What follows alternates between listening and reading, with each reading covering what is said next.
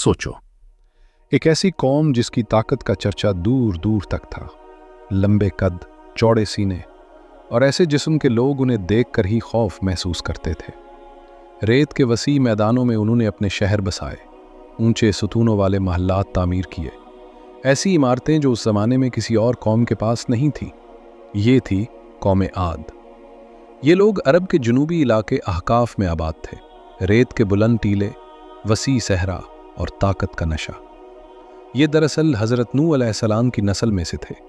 तूफ़ान नूह के बाद जब ज़मीन दोबारा आबाद हुई तो हज़रत नूह अलैहिस्सलाम के बेटे साम की नस्ल में से एक शख्स था आद। इसी की निस्बत से ये कौम कौम आद कहलाई।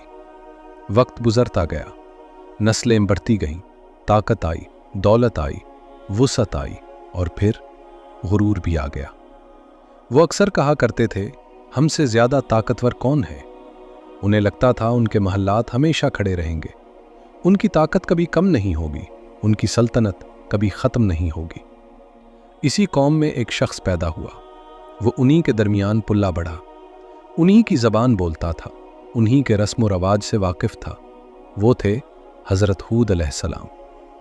मुफस्सिरीन बयान करते हैं कि उनका नसब यूं मिलता है, हूद बिन अब्दुल्ला बिन रबाह बिन जलूद बिन आद बिन औस बिन अरम बिन साम बिन नूह अलैहिस्सलाम।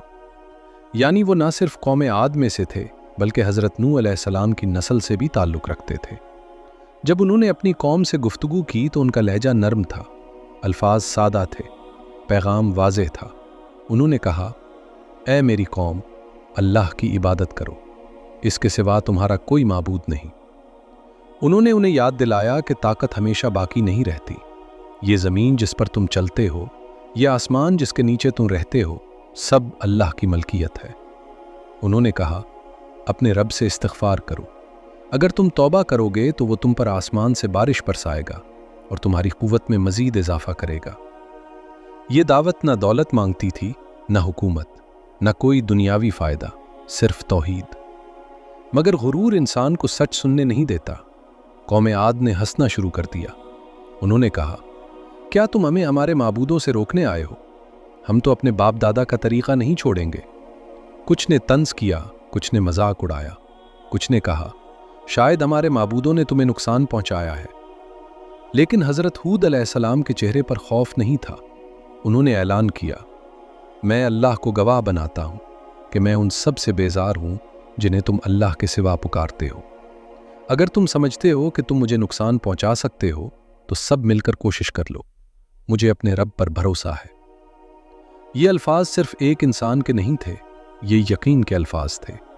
मगर कौम आद के दिल सख्त हो चुके थे। वो अपनी ताकत को देखते थे, अपने महल्लात को देखते थे, अपने ख़द को देखते थे और फिर वही जुमला दोहराते थे, हमसे ज़्यादा ताकतवर कौन है।